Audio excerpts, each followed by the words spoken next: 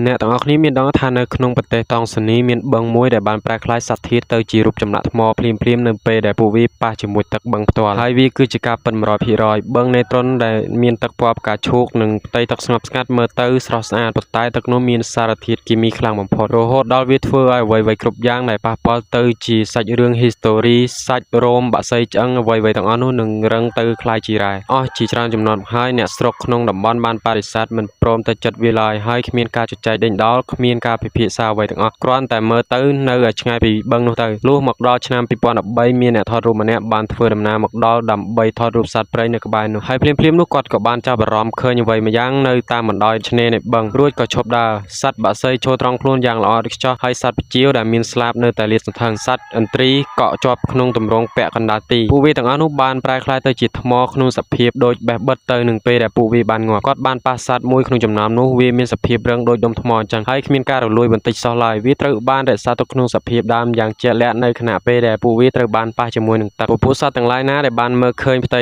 ទឹកពណ៌ផ្កាឈូកថ្លាដូចកញ្ចក់ពីខាងលើរួចក៏ច្រឡំគិតថាវាជាកន្លែងចុះចតដ៏មានសុវត្ថិភាពហើយខណៈពេលដែលពួកវាបានប៉ះចំទឹកនោះគ្រប់យ៉ាងគឺនឹងត្រូវបញ្ចប់បាត់ទៅហើយបឹងនេះមិនត្រឹមតែសម្លាប់នោះទេវាកក់កុញរក្សាពេលវេលានោះជារៀងរហូត